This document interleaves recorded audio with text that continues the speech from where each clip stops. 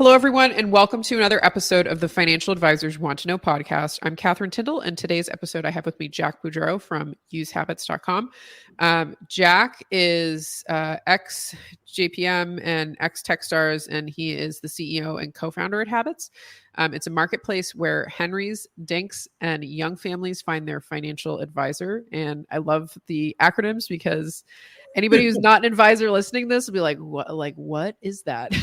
Yeah, I think I've heard like Alice. I've heard new acronyms come up probably like every few months at this rate.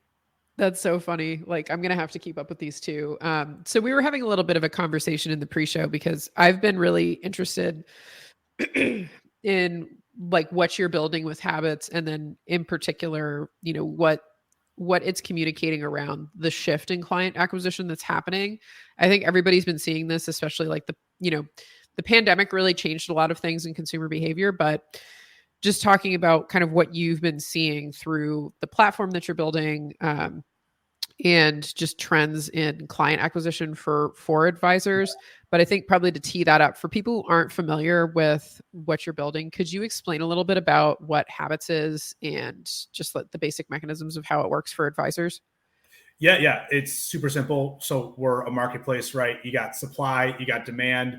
Supply just being, really world-class financial advisors based here in the US. Then the demand side being predominantly 25 to 45-year-olds. They're often looking for their first financial advisor. We often see ourselves approaching or getting in contact with, the doctors or the attorneys or the young families. We jokingly say they have this DIY expiration date, right? Or the oh crap moment that more internally we talk about their first house, their first kid, getting married, getting engaged, equity comp for the first time, right? They're finally recognizing like, hey, this advice from influencers that I get, these, these like DIY tools or personal financial management applications, like it's not really enough. Like I need the advice. And so how it works is super simple. We get their name, their information. We verify that they're a U.S. human being, whether that's by their social security number or their driver's license. We get the nuts and bolts of their balance sheet and really the intent.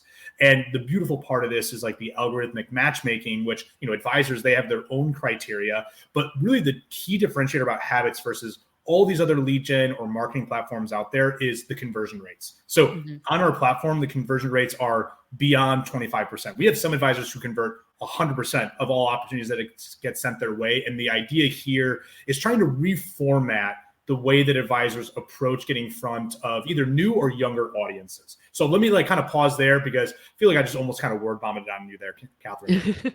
No, and I think that's a good cue because, something like we've had a number of people on the show talking about like marketing and brand positioning and niching. Like we've had a couple of episodes on niching, and I haven't had very many episodes on client acquisition yet.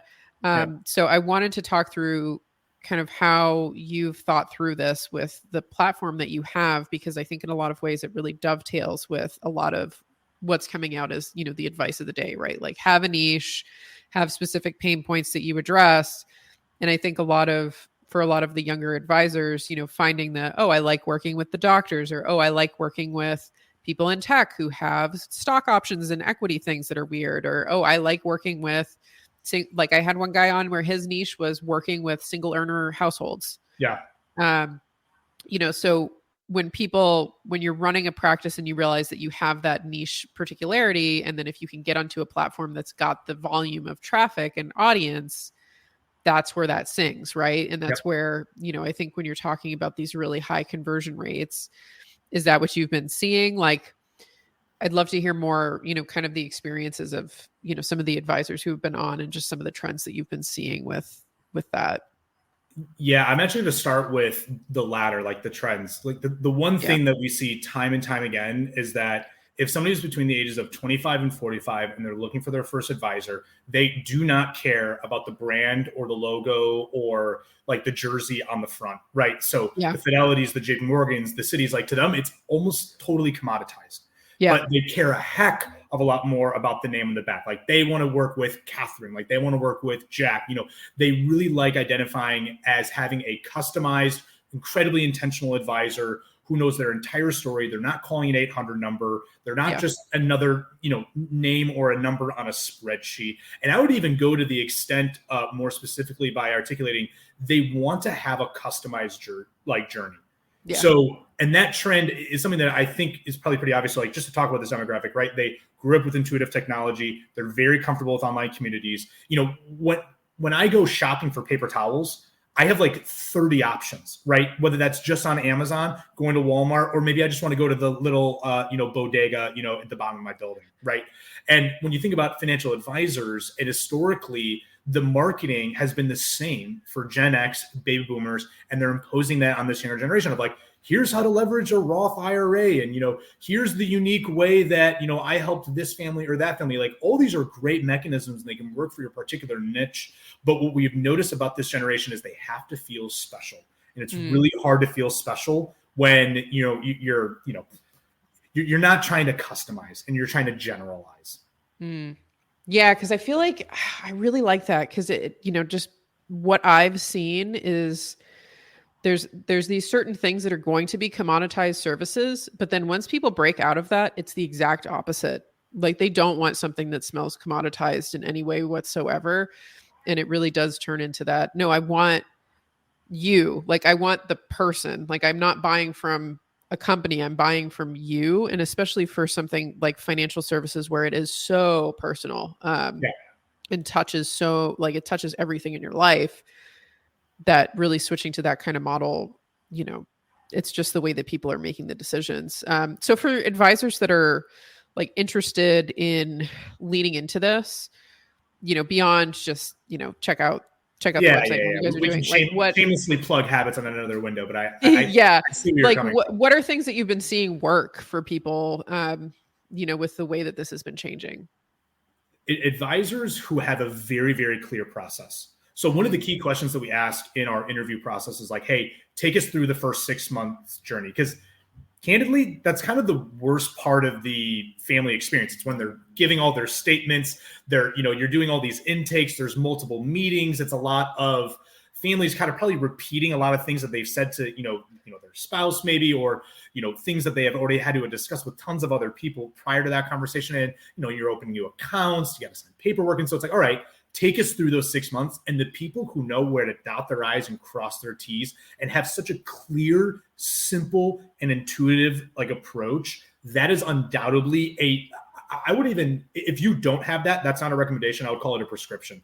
But the second part to that too is you really have to have your business model nailed down. But when I say that, there's got to be a little bit of flexibility. And this is where it gets a little bit gray. But I often see advisors, not only on our platform, but in the 1,500 plus that I've met along these years of building habits, the ones who are most successful are the ones who have like an AUM, of like some sort of flat fee, hourly, or one-time plan. They have a menu.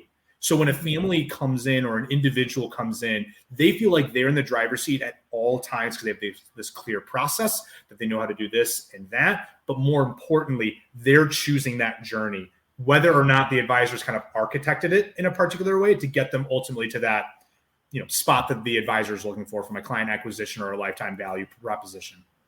Yeah, no, that's a really good point. And it's funny because the timing on this, when this episode's coming out, I just had an episode before, but I think it's actually going to launch a lot earlier talking about that, of just like how important it is to have your marketing processes really tight, but have that initial intake process really, really, really tight. Like that's where people feel, most of the psychic pain. Yeah. So in terms of like when you've seen generational changes, because I think we're going through it, a pretty massive shift now where a new generation of firm owners is rising up. And, I'm seeing a lot of things change in the industry just based on that. Besides, it more being a personal brand thing, it more being, people are expecting a really tight process. They're expecting a lot of communication. They're not expecting things like I just had somebody the other day who works for advisors. He was talking about how he was more on the compliance side. And he was saying like I had he was talking to an advisor and the advisor said, I take every prospect out to lunch and dinner. And he was like, as a younger guy, he's like, that's not appealing. Like if I have like a night off where, like my wife and kid, like I can get away from the kids with my wife. Like that is the last thing I want to do. Like, I'd much rather just like submit a jot form with information, and it's so funny, like that disconnect. So in terms of like the younger generation of advisors that are coming up, and, I'm sure a lot of them are seeing these same things where they're like, this is not how I would want to experience this. So this is not how I'm going to structure what I'm doing. Are there particular things that you've found, in terms of people who've been using your platform successfully, besides the, having a really tight process and it being more about personal brand? Are there other things that were like unexpected that you've seen in the past, like 6 months to a year, from advisors who have been particularly successful on the platform, or just what you've seen in general of things that have changed that maybe surprised you? Just a slight interruption in this conversation. I wanted to bring to your attention two things that are important for you to know. So we're always at the mercy of social media algorithms. So if you can subscribe to the show, that would mean a lot to me. Even more to me if you can leave a rating and let me know what you think about it. But we have a new newsletter that's coming out. It's going to be very active in 2025. That is specifically around tax issues that I'm seeing advisors face in their own practices, changes in legislations, and the pieces that I think are critically important for you to stay ahead of as an advisor with the new administration. So nearby, wherever you're interacting with this, will be the link of how to sign up for our newsletter. Also nearby will be the link to my LinkedIn, which is the best way to get in touch with me, learn more about what we're doing for advisors in the tax strategy and compliance work that we do, and also to get access to the various tools and interviews and things that I do, specifically designed to help you improve your practice, improve your own tax situation, etc. So let's get back to the episode, and thanks for tuning in. It's funny you bring this up, because literally my co-founder and I were having this conversation earlier this week. And one of the surprising metrics that we're seeing is that there's this, for lack of better words, there's this stigma that young people don't want to pay for financial advice. And that advisors are like scared to like ask for payment. They're scared to sell. They're scared to like pitch. And I know it because we track conversion rates like on our platform, and we've removed 65 plus firms. And it wasn't because they're not great. It wasn't because they didn't get through our process, but it's because some people are just scared to kind of make the ask. And I think this kind of falls into an industry where financial services has been given so much scrutiny, and this generation has been sold to it like every stage of their life. So there's like this mentality that they're so quick to say no, that some advisors are not willing to just enter a meeting and some say to themselves like, hey, like, you're not a good fit for me. Like, this is, and that surprised me, because you would think that in an industry like financial services, it's like, take whatever I can get, right? I'm using this platform habits to get in front of new audiences, these Henrys, these DINKs, like, let me get in front of them. But we've had advisors where there's an incredible opportunity, and we emailed back and we're like, so why didn't you end up wanting to work with them? Like, why'd you turn them away? And they said, at the very end of the day, like, I just didn't see it as a good fit. And I think it's because a lot of advisors are looking at their practices as a lifestyle thing, less as a let's acquire as many families as possible and scale this thing out of the wazoo and get acquired by a private equity firm down the road. Sorry, that's a little bit of a tangent, but hopefully that makes a little bit of sense there. Yeah. So you've seen the firms that are looking to grow and scale, and not, oh, this person seems like they're going to be kind of an annoying client, I don't want to take them on. Is that kind of what you're saying? Like, can you elaborate a little more? Yeah, I would say they probably say yes to as many people as they say no to. And it could be niche. It could be a vibe. It could be for the sole reason that they say to the family, hey, give me a call in like 5 years. But it's just it's taking full ownership of your business and not being afraid to either make the ask or to say no. Because at the end of the day, it's your practice, and if you're not going to take ownership of it, then who is? Yeah. So basically, like, have you been seeing them, unwilling to like just make the call of like, nope, this is not for me, versus you're a good fit, like, let's work together. Like, they're too afraid to ask, basically ask for the business when people come on, and like just kind of not engage? Or I'll give like two quick examples. So we had one firm on our platform. They're a top 100 Investopedia advisor. We love having them. They are strictly hourly. That's like all they really offer. And they originally came in onto our platform because they're like, hey, we have no minimums, asset minimums, or income minimums.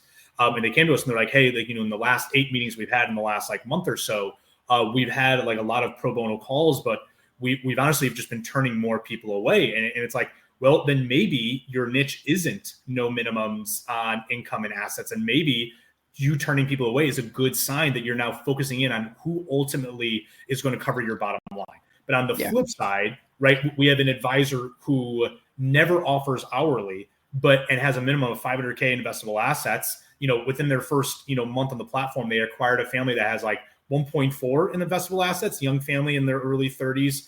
It's a great success story for us. And the family kind of indicated to us like, hey, we're going to work with this advisor on an hourly basis, because literally on the phone, they said, hey, I don't normally do this, but I know that we're going to do good work together. We see one another working in the long run. Let's make this work. I'm going to make the ask of work with me, and here's how I'm going to make it work for you all. And it's like, right, here are two different ways in which that people made business decisions while on a call with a family and just made a gut reaction based on how they want to run their business. So hopefully those are two kind of clear examples, at least within the Habits platform, that we've seen within the last, little recency bias in the last month or so.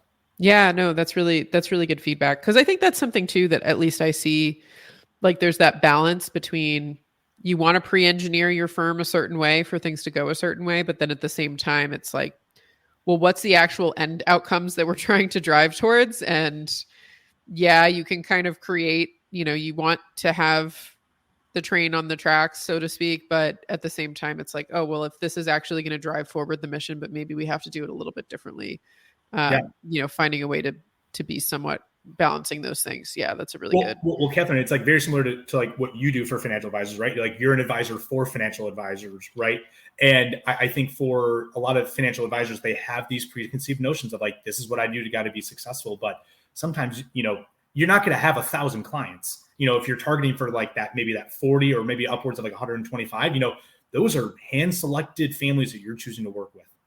Yeah, absolutely. And so I think a huge component of that, and this is definitely true in my firm, is, at the end of the day, like when you have those conversations with prospective people that want to come into your practice of just, okay, do I believe in this person? Like, am I going to ask my team members to believe in this client and to like want to work towards their success and like care about them? And I think for advisors, realizing that, yeah, your firm should be structured the same way. It's like when you're having those conversations with prospects and it's just like, do I care about this family? Like, do I actually want to help these people? Are they good people? Like, are they, do we vibe? Like, am I going to be looking forward to my conversations with them? Like, am I going to, especially for the advisors who are trying to grow and scale, like this was a conversation I was having recently with another, advisor about, like you're basically in two lines of business too, between, once you get to the point where you're growing and scaling and you have a team underneath you, it's like,